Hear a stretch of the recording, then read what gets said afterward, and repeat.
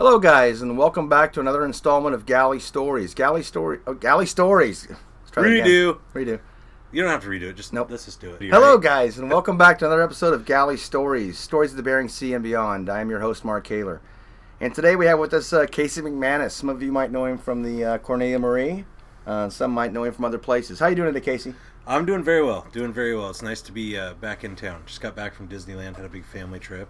Saw all those Facebook posts. Look fun. Oh man, it never stops. It's like when I get home from the boat. It's kind of weird. You go up there and you work so hard. You think of all this fun stuff you could do. You get home and then all of a sudden you get that paycheck from working so hard on the boat, and lo and behold, hey, you got some money to spend, so you go out and do all that fun stuff that you thought of, and then right about the time you run out of money, it's time to fly back to the boat anyway. Time to go back to the boat. So you've got kind of a unique start in the fishing industry because you were definitely raised in it. Yeah, well, I started out awfully young, going up there with my dad. He was crabbing and trawling back in the 70s and 80s, and I was born in 83, and I went to Alaska for the first time in 88 with my dad, or 89, right in there. I was 5 or 6 years old, and he had a gill netter called the Kimberly, and I went up there and spent some time with my dad and my Uncle Pat, and it was the life for a guy who was 5 or 6 years old. It was so much fun.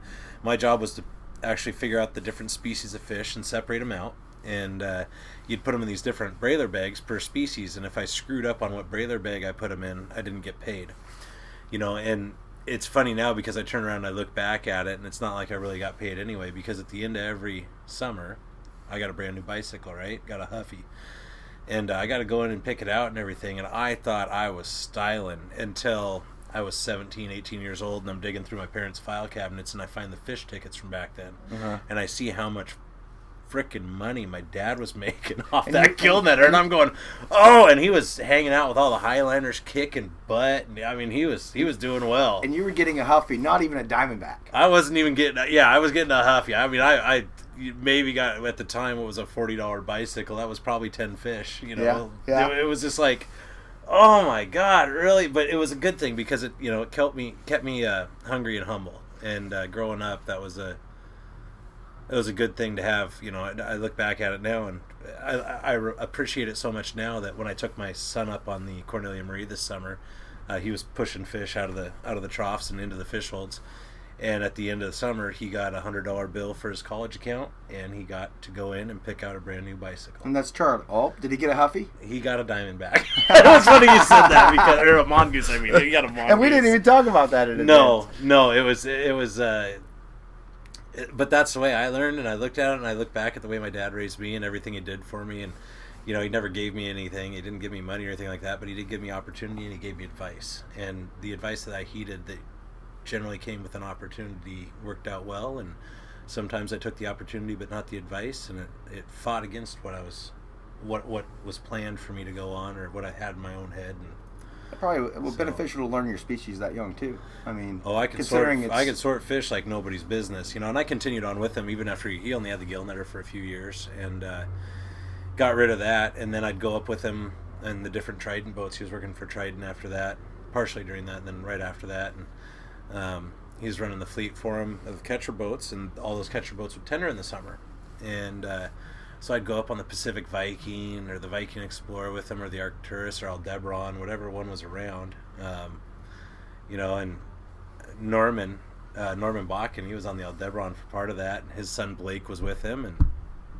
it was fun to go up there with him because Blake was like a year younger than me or something. We were jumping off the wheelhouse all summer and swimming and playing around in Southeast in the warmer waters, and it was a hell of a way to grow up. I wouldn't trade an ounce of it for anything. I look back and a lot of my friends these days, they go, well, it was no fun for the summers for you because you were always gone and we were at home playing war and out in the woods and blah blah blah blah blah. And I'm thinking, man, you guys missed out. Yeah. I had it going on. I was making just a tiny bit of money, but I was having the time of my life. And I was on a fishing boat. I was learning all sorts of new cuss words. I had naked girl calendars to look at, which I got another funny story with Charlie about that in my boat recently. But I mean, there's a lot of stuff to learn when you're that age. Charlie at this point is about the age you started going up too, right? Yeah. So Charlie's the same age actually. He came up same age as when I did, and his mom called me, Sarah, my wife. She calls me up. She goes, "Hey, he's starting to be a little bit too much of a handful." And I think that's pretty much a conversation that happened between my mom and dad too. I was being too much of a handful at home, and I had to get booted out and go be with dad and get taught the right way and everything and toughen up. So I got shipped up, and I got that same phone call from Sarah, and I realized what that was going to be like, and I was like, you know what? I was the same age. I got the same problem, so I called our business partner, one of our business partners, Roger, and I asked him if he'd be okay with me having Charlie on the boat and everything, because we're still a partnership. It's not like I can just make a decision and go with it. So Roger said, I don't see a problem with that. Just keep him safe. And of course, we had a life jacket on him the whole time, and not allowed outside of the boat without a life jacket. He had his own survival suit. He could put it on in under a minute. He can turn his light on. Knows how to activate knee perb. At 6 years old, that's a hell of an accomplishment. Yeah. He's ready to bail. Now he's telling me he wants to go crab fishing. And, And I was like, well, what do you mean, Charlie? You're a little too small to go crab fishing yet, And he goes, well, Taylor and DJ said that if I put in a full summer, that's usually how you get your crab job. And I said, oh, no, dude, it doesn't work like that when you're 6. Well, it's time well counted for, right? Time well counted for. Well, he's got some sea time under his belt already. So you plan on taking him up this next summer? I think, yeah. The last year I got him for a month and a half in the summer. I think this year I'm going to take him up for the whole summer, if Sarah will let me. Well, he's definitely going to earn that crab spot at that point, isn't he? If he does, he'll probably be one of the youngest guys. I mean, there have been a lot of guys that have gone out for their trips with their dad and king crab and whatnot. But that was back when they used to fish king crab into June, and all that, and it was much nicer weather. October, it can get pretty yucky pretty quick. I think it's almost a tradition. I mean, when you hear Chuck talk about Joe, he took Joe out real young. Yep. You hear your dad, Jimmy, talk about you. He says he takes you out real young. Took me out real young, and then you look at Joe's son, Lawson. Lawson just went out with me this time. Yeah. And he's 24, I think, 23, 24, 25. I can never remember how old he is. He's kind of still trying to keep that family connection, while... Always. It's always family. No matter where you go in the fishing industry, it's very hard to find... There are guys who have done it without any family connections, but it seems like if you have family in the fishing industry, generally at least one of the kids from the next generation is going to continue to carry that torch.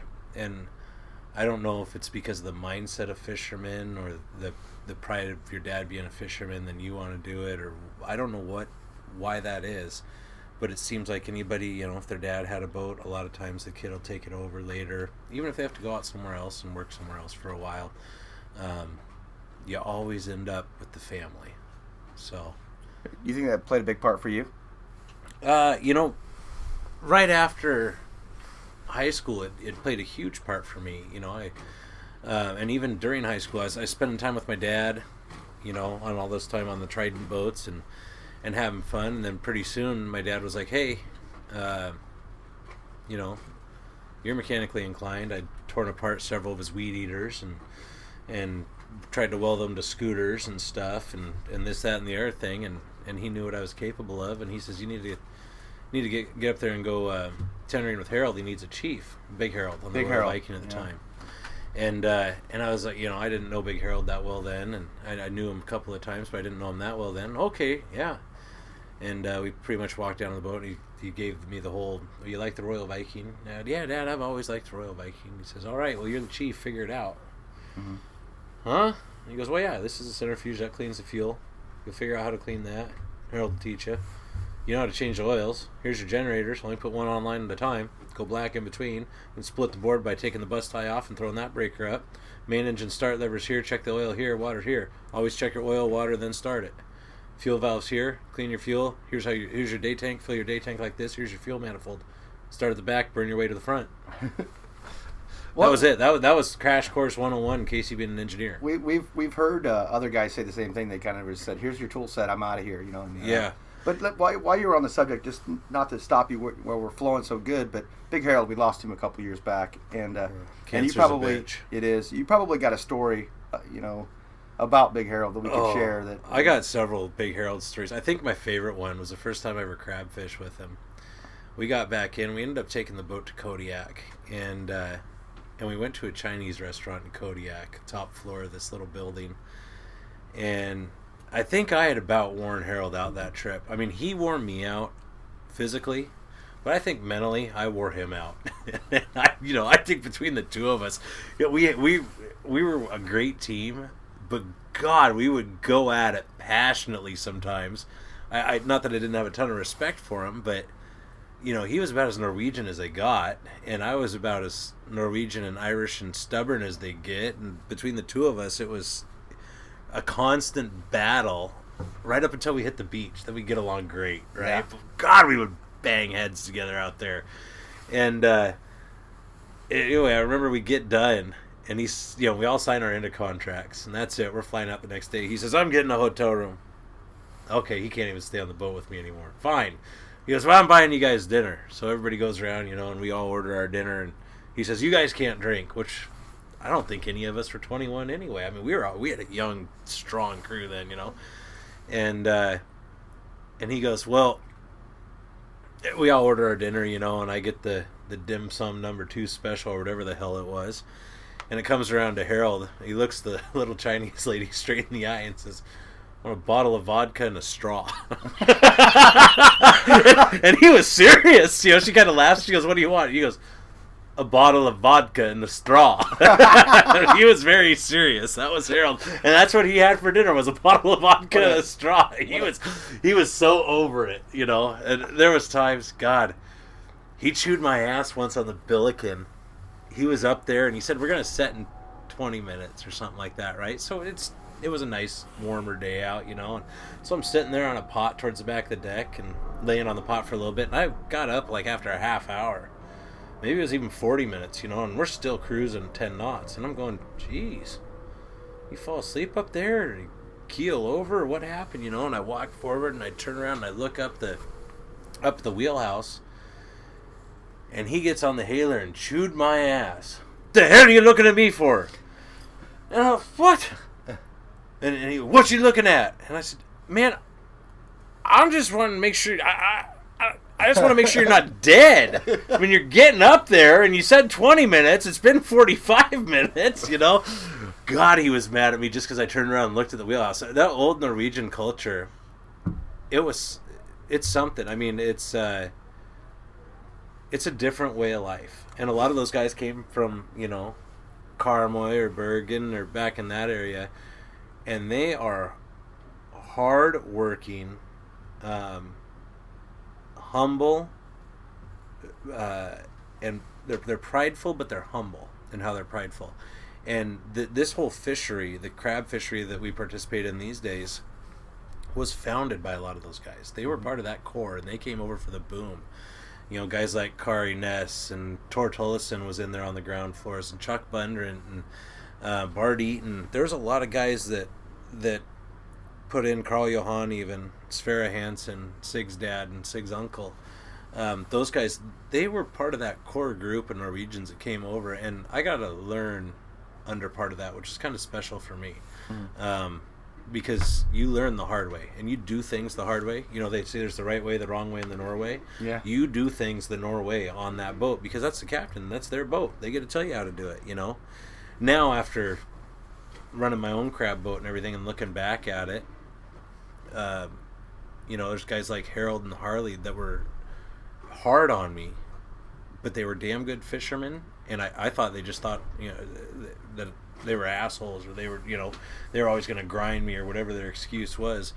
Now I turn around and looked at it, and I have the utmost respect for the guys that were like that. Jim Hill, they were hard on me, but they were hard on me because they wanted to see me do more. They wanted to see me do better, and if I didn't, if I only pulled 99% of my wagon's weight, they'd smack me until I pulled 110% of it, and that was it. And I'm blessed to have people like that in my life. Do you find yourself doing that to your crew now? I do. I find it a lot of times like... Are you your father's Except I'm son? not... Yeah, but I don't scream. Those guys would yell at me. Harold was a good yeller. Jim Hilt wouldn't yell. Harley didn't yell too much. Harley had a different way of slapping you. You know, he'd get real creative with the way he'd tell you something. You could tell you had him worked up.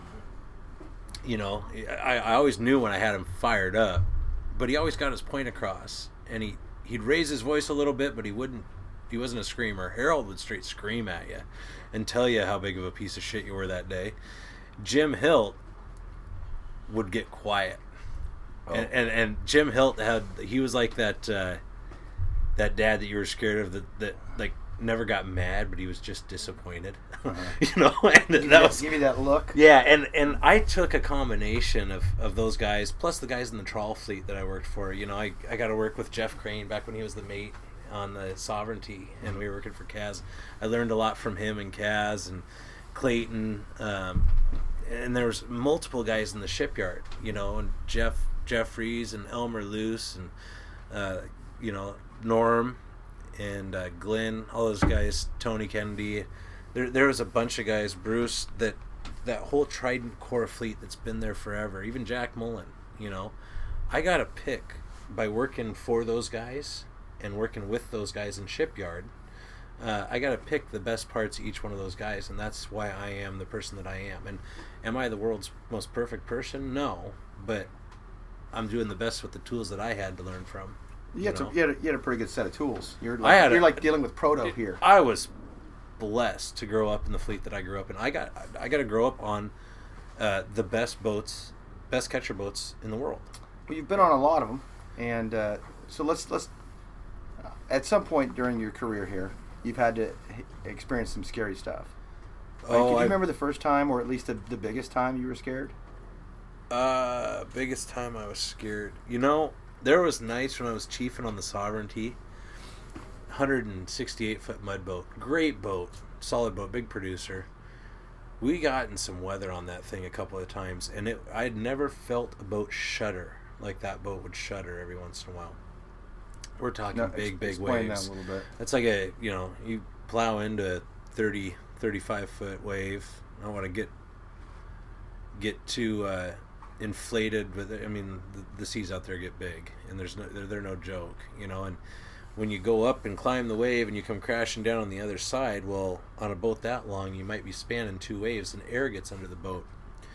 And when the tail of the boat comes down and slaps on it, that shake, you can feel just because a boat's built out of steel doesn't mean it's not going to move. Right.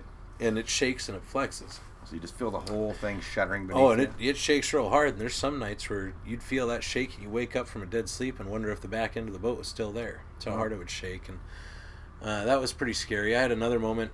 We came through Unimac Pass with Big Harold. Him and I were on the Royal Viking, 108-foot Marco, great boat, whale back bow. Still is a great boat. Still is a great boat. That day it could have, just like the Sea Star there we're looking out the window at, but that boat could have had a raised bow on it this particular day. We come around through Unimac Pass. It was a little snotty in the pass, and as soon as we came out of the pass and started heading up the hill, it was blowing a hard northeasterly, like a 50 or 60, and I was, 18 years old maybe, or 18 or 19, something like that. 18, I think. Headed to Bristol Bay. Big Harold's running the boat, and I'm sitting on the port side just BSing with him on the way up the hill. And we start bucking it into these things, and I kind of turn around and keep an eye on the deck, and the deck was secure and everything was good, and I made a run through the engine room, and I come back up and I sit down, and they're getting even bigger now. They're taller than the wheelhouse by a long shot. You know, and Harold's over there and he's throttle jockeying it. Well, we climbed up the face of one of them, and it was big. And Harold went and pulled it out of gear, and he goes, uh-oh. You know, I heard him say that, and I looked out the window, and I went, oh, shit. You know, and I rolled out of that chair right onto the floor, below the dashboard there. And Harold rolled out below the dashboard as well. But I didn't know this at the time. And this wave hits the front of the boat, and I felt the air go past my head from the wave. And it actually came through the cabinet, the cracks in the cabinet. Just poof. And I was like, wow, never felt something like that before. That was weird. We're inside a boat. How the hell did I just feel the air from a wave go past my head, right? Or, you know, and I look over, I looked up to where Harold was sitting, and he's not sitting there anymore. And I thought he'd be laughing at me for diving on that one. He looks at me around the corner of that other dashboard. There's a little L-shaped ledge there. He looks at me around the corner and goes, "Wow, that was big." I was like, yeah, it was. To see that, man, and he was called Big Harold for a reason. Really big. He's a big man. Oh, he's 280 and 6'4". But you know, the years that I've known him, which wasn't near as many as you, I've never heard him even express fear. So to actually see any kind of fear on him would be a... His eyes were huge. And that's when, you know, when Skipper gets scared, you better get scared, because Skipper's seen it all, right? Yeah. When you're 18 especially, Skipper's seen it all. When he gets scared, you better get scared. Well, we turned around, went with it for a minute, and he went up there, and we double-checked the anchor, made sure that was still tight. We looked at the front of the wheelhouse, and Marcos have this nice soft arch to the front of the wheelhouse, the original Marcos did. And this one now has a nice little soft bend right in the middle of it. I know that. Damage. I know where that wave was. It's amazing how it's still there. The bend's still there. Go look at the boat next time it comes into town. You'll see a little wave in the front of it. That wave. And Wild Joe Schmidt's wearing that boat now, right? So yeah. Joe. So I like Joe. He's a good guy. It's amazing how damaging those waves can be, even against steel. You know? The steel doesn't stand up to the power of Mother Nature when it comes to water. Everybody thinks diamonds are the hardest or the strongest things on Earth. Well, there's a reason why they use water to cut diamonds. It's way more powerful, and it will knock the socks off anything. There's boats sitting down here in Fisherman's Terminal in Seattle that have the wave or the brow still peeled up on them from wave damage. Sitting right here, you could probably see two of them. Yeah, I mean, the Progress, Tiffany, one of the only female skippers, you know, very experienced skipper. She knows exactly what the hell she's doing. She just took 5 or 6 windows out on the Progress and peeled the bow. That whole brow was peeled up. Yeah. I went over and looked at the boat. It's incredible, and nobody got hurt. She was in the wheelhouse when it happened, and she said she wasn't going very fast, but it was gnarly, and that's just the power. And she says that thing just came out of nowhere. Did it take out any windows? 6. Yeah. 6 windows. Yeah. Went through 6 windows, filled the wheelhouse completely up with water. Oh, the inside, it ripped the overhead right off the wheelhouse, all the electronics, wiped those out, blew all the breakers, tripped all the DC stuff. It was completely destroyed, the whole wheelhouse. It's going to have a new wheelhouse put on it. Right. I mean, it was incredible, but she did a good job. She got it killed the engines and everything. She got everything fired back up, her and her crew, and she got the boat around. She brought it into Dutch under its own power. Another boat, traveled with her to make sure she was safe, but she had mattresses stuffed in the windows and strapped up. I'm going to bet that boat that traveled in with her was not part of her fleet. That's just the way that the family works, right? No, I don't know. I don't remember who traveled in with her exactly. It doesn't matter necessarily what company you're working for or if you're a privately owned boat or anything. When you're out there and shit goes sideways, no matter the differences you may have had somebody with somebody in the past, all that goes by the wayside as soon as you have a problem like that. Everybody's right there to help you, and it's because most of those people have had their brown pants on, so to speak, before that from being in a similar situation. Sure. And they remember how screwed, they started saying FUBAR back in the World Wars. Mm-hmm. Well, FUBAR gets used frequently in the fishing industry still, right, because boats get destroyed. So you mentioned earlier, I want to take you back just a minute, just for a brief description. I know that you said that Big Harold was jockeying into those waves, and as a captain, you know what it means. A lot of our listeners know what it means, but some don't. So when you're facing a big wave like this, how are you trying to take it on? What are you trying to? How are you controlling that vessel, and how are you addressing it? Well, the throttle jockey, that's a common term. The deckhands will give the captain, he's just a throttle jockey, or the bus driver, or whatever. Well, what you're actually doing is you're taking the throttle, taking the power out of the boat as you start to climb a wave. And what you're trying to do is you're trying not to make headway through that wave. You don't want to cut through the wave, because then the wave will come over and take out the windows. But if you lighten up on the throttle a little bit and slow down just a little bit, and then when you drop off, you can get back on the throttle a little bit and push it towards the next one, so you can maintain forward movement and keep the nose into it, or at least bear steerage way. But you have to protect your boat and protect the crew, and sometimes that means you're actually going backwards at a knot or two, but your nose is pointed into it. If it's blowing 70 or 80 out there, which it does, you got to keep the nose into it and just kind of make do with what you can until the weather comes back down. And what would it mean if you said you were into the trough? In the trough is a term that you'll hear a lot. That's like being in the ditch. Mm-hmm. And we always say, in the ditch like a bitch, right? Right. When you're in the ditch, that means basically the waves are coming from a beam of you.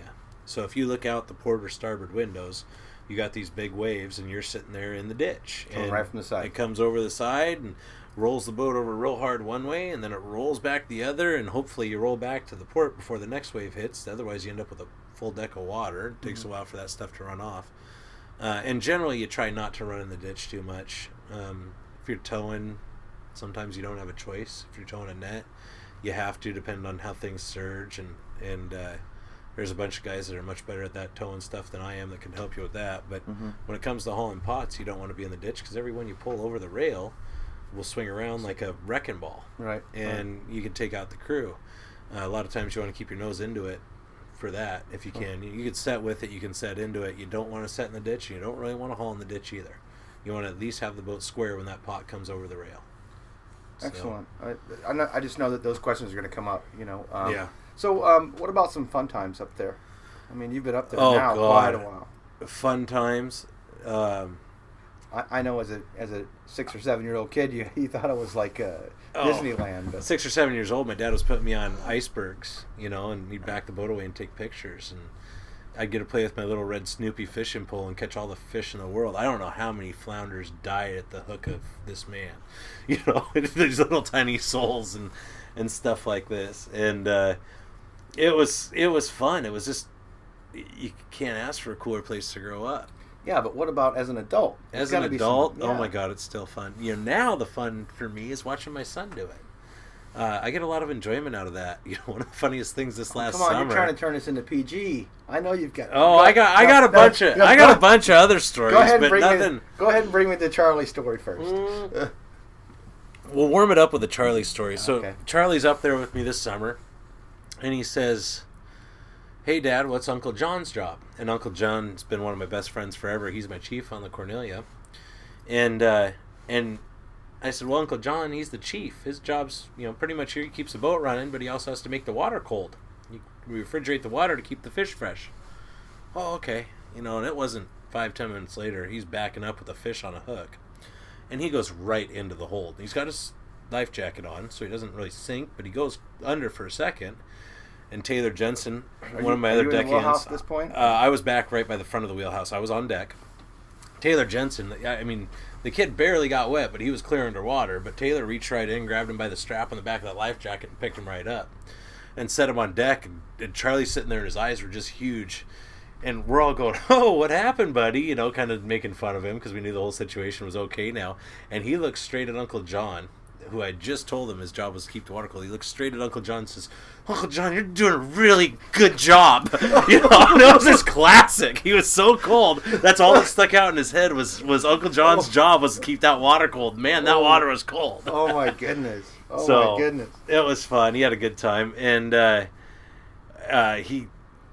think he fell in a second time, too. Oh, God, I probably shouldn't say this. Mom, Sarah's going to get all pissed off at me. I'm going to have to deal with my wife after this when she hears this. But... he had a good time. And then, another time, just recently, we were up crab fishing. I got a phone call from my wife, and they were in the car on speakerphone. And she goes, you got some explaining to do. And I said, what do you mean? And she goes, well, I'm sitting here talking to Charlie, and apparently he saw a booby calendar on the boat, a nudie calendar, girly calendar, she says. Uh-oh. I go, Charlie, is that true? And he's on speakerphone, and he goes, yeah. And I said, where did you see that? He goes, in DJ's room, and I go, DJ! And DJ comes up to the wheelhouse. I go, do you have a nudie calendar in your room? He goes, yeah. I go, uh-oh. Charlie see it? He goes, yeah. So I got Charlie still sitting there on speakerphone, and now I got my end on speakerphone so DJ can hear it. He can hear Charlie throw him straight under the bus. Well, where was this? It was in DJ's bunk hanging on the wall. Oh. I said, well, was she, naked or in a swimsuit? He goes, naked. Oh, really? Well, she was, Was she, could you see her boo-boos? That's what he calls boobs. And he goes, yeah. I go, oh. Well, were they nice ones? And Charlie goes, I don't know. I didn't feel them. And I was like, well, he's going to be a fisherman for the rest of his life. Do you see him being a fisherman? I could. He's a thinker. He's always very aware of his surroundings. He likes fishing. He likes going out on boats. He likes the water. encourage him to do whatever he wants to do and wherever his heart takes him, and I'm definitely going to encourage him to get an education. You know, but just like me, I graduated from college, and what do? I work on a crab boat. You know, it's I want to get back to that real quick too, because we've got some time here, but something I don't want to be skipped over is that, yeah, you run the Cornelia Marie. It's a crab boat, and a lot of people know the boat. Mm-hmm. But these boats don't just do crab; they are working boats. Oh, So in the they work 6-7 months a year. Yeah. Some longer crab years, when you had a lot of crab, you'd work 8, 9, 10 months a year. Yeah. You do codfish on top of that billiken. We used to work 10 and a half months a year. Some years. I mean, you work hard.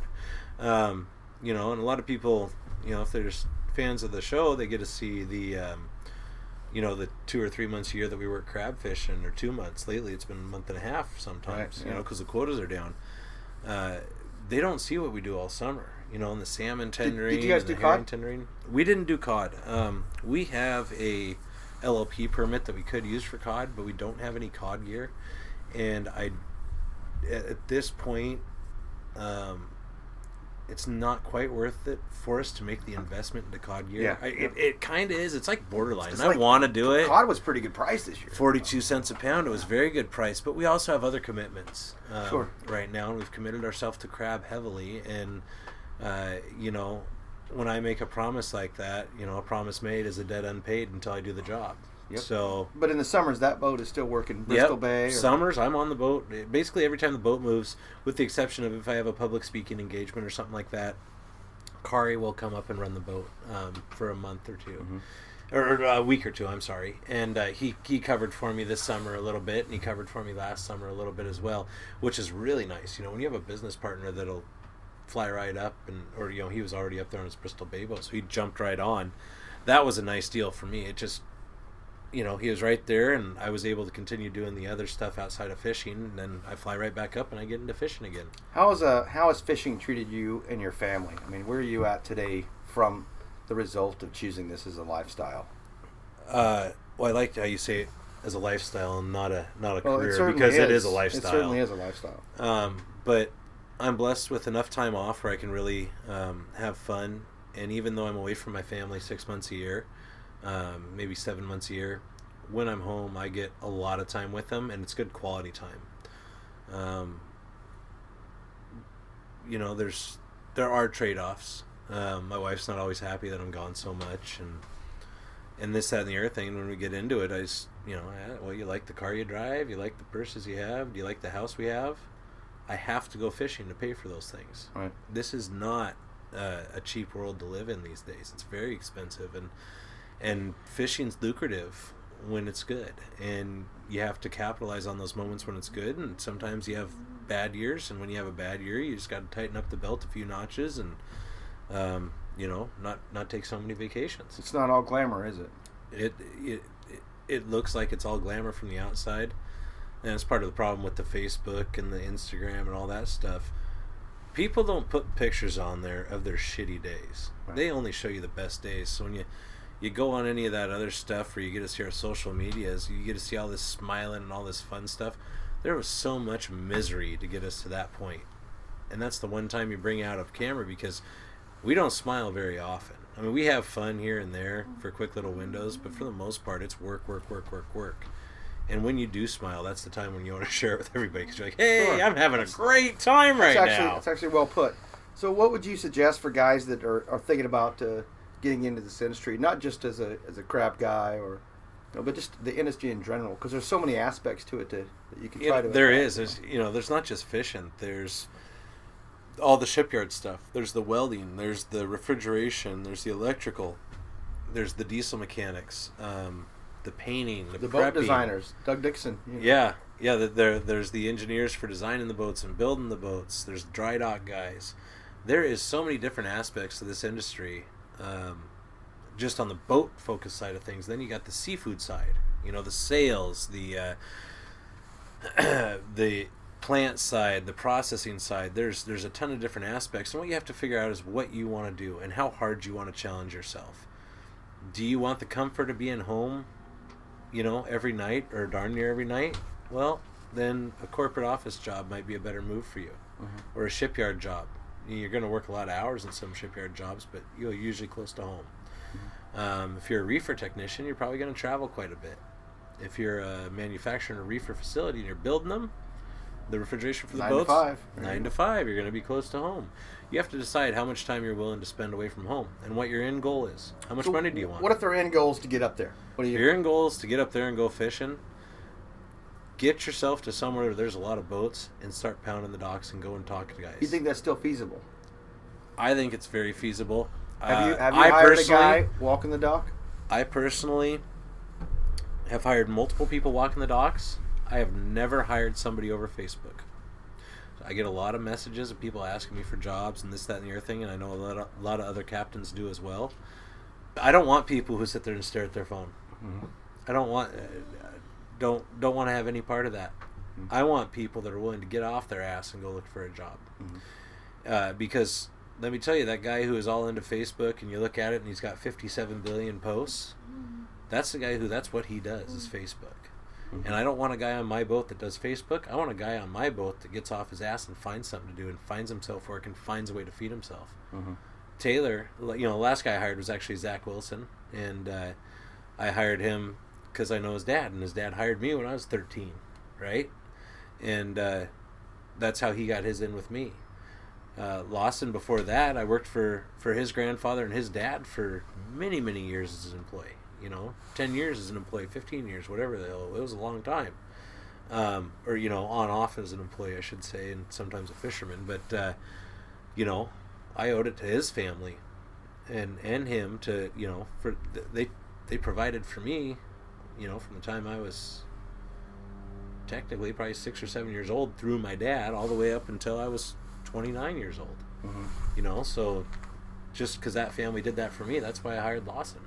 There's the connection. How's he doing? Killer. Lawson's incredible. Yeah. Incredible. And then and Zach did well too. He worked hard. He's younger. You can tell he's younger. He's got some polishing he needs to do, but the potential is definitely there. The guy who I hired before that, I was on the phone next to the Cornelia on the dock, and he was very respectful. For a half hour, I was on a hot phone call, and he gave me enough distance where I could see him, but he wasn't there to eavesdrop on my conversation. And he looked at his watch, and I saw him look at his watch, and I kind of gave him a nod like I understood that he was waiting for me. And he just ran over and he handed me an envelope. He says, "Don't want to bother you." And I was like, "Okay, see you, man." Didn't know what the hell. It could have been anthrax in this envelope for all I know. I had no idea, right, who this guy was. Young guy, though, and I watched him. He was polite. He ran back to his truck, all the way to his truck. He hopped in his truck, and he got out of there. And obviously he was late for something, but he was hustling. I noticed that about him, and then I opened up this envelope later, and it was his resume and had a couple of boats that he had worked on in it. And I looked at it, and I went, you know what? This guy's worked on some seiners. He's done a little bit of pot fishing on smaller boats, but he wants to get into big boat pot fishing. Mm-hmm. I need a guy for shipyard. And Roger, Thomas, one of the partners in the Cornelia, he said, "Hey, we need some guys." He goes, "What about that kid that was here yesterday with the resume?" And I said, "Yeah, I think, let me look at that." So I looked him up. I called up one of his people he used to work for. I asked him about him. He said he has great attitude, good worker, yada, yada, yada. So I called this kid up, and I said, "Hey, you want a job?"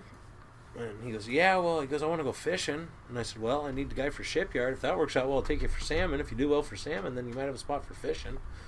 And he goes, "Well, all right, when would you want me to start?" And I said, "Where are you at?" He said, "Arlington." I said, "How long does it take you to get to Ballard?" He said, "About 40 minutes. And I said, "All right, be here in 35 minutes. You got yourself a job." So that was it. What was the time? He made it in about 32 minutes from Arlington to Seattle. And he was there, and when he showed up, you could tell that he showed up to work. He had his Carhartts on. He was, half dirty already. And, "Hey, what's my first project, boss?" That was that fast. He probably left something sitting there, hot burner somewhere else. But we're about out of time here, Casey. First of all, I can't thank you enough for coming. Oh, no problem. But before I let you go, we're doing this segment, mail call, a little bit of reading it. And folks will hear this read on another one because I also want to get Doug Dixon's response when I the mail call. That's fitting for you, isn't it? If it was for me, it'd be mail call. Female call. Yeah. Oh, burn. So I just want to read it to you because I really wanted to do this one during your segment because of who it's from and what it's about. All right. It's from Jeff Eaton. and his subject line is "Listen to the podcast." Very nice. You know that my dad can tell a good story.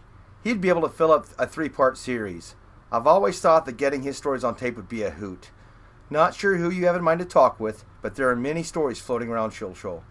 You're doing a great thing with this. Looking forward to keeping up with the podcast, Jeff. And that's Bart Eaton's son. Oh, if you could get Bart in here, it's going to be difficult to get him in here because he doesn't like the fame for all this stuff. And he's going to tell you, oh, there's other stories recorded and yada, yada, yada. You need to get him in here. Jeff, Bart has the best stories on planet Earth. And he was the guy, if you look at Captain Jack's book, there's a quote on it by me. And it says, I've known Jack a long time, but I've never known him to let a little bullshit get in the way of a good story. I stole that quote from Bart because he used to say that about a bunch of other people, and including me probably.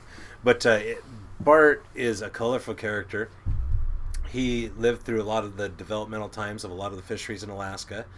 And he was a ground level, boots on the ground, rolling in the dirt, jumping out of helicopters carrying to a save shotgun. people's lives, shotgun on his back for bears. He's a very interesting guy, and still is. He's so accomplished and so humble, and he's built a great longline fleet, and he's a brilliant man, and he's knowledgeable. His history.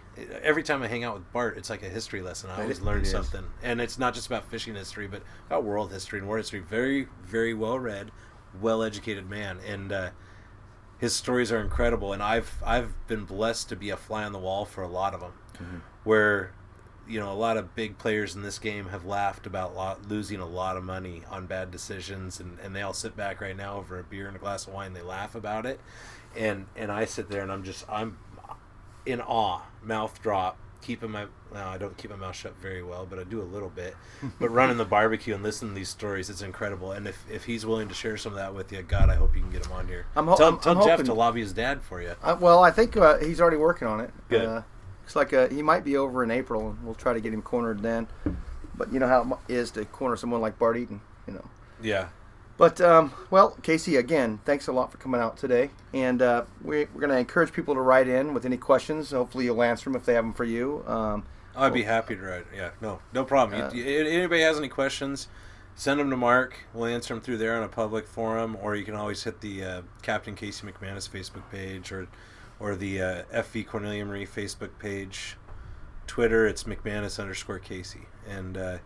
And I can answer any questions on those too if you guys have any questions. Perfect. Or if you want to tell me I'm a jackass and you don't like what I said today. Whatever. It's been pretty smooth. I think that people are going to see a side of you they haven't seen in a 42-minute TV show. But again, thanks a lot for coming out today. And guys, why is this 42 minutes anyway? Are you leaving room for commercials in the future? Absolutely. Is that what you're doing here? Sponsors can contact me at no. Oh God! Now Mike Rowe's podcast is great, but now he's running the partner the sponsors all the time. Now listen, guys. Any questions for Casey or any of the captains you've already heard on here? Go ahead and send us an email at mark@galleystories.net. And really enjoyed having you today. Again, it's been Galley Stories of the Bering Sea and beyond. And we will see you next time. Hang on. I'm going to be your first paid advertiser. This is Captain Casey here to tell you all to buy wild Alaskan seafood. I'll take that. $10. I want a 20-second spot for $10. He just put a $10 bill down on the table. All right, guys. Again, we will see you next time.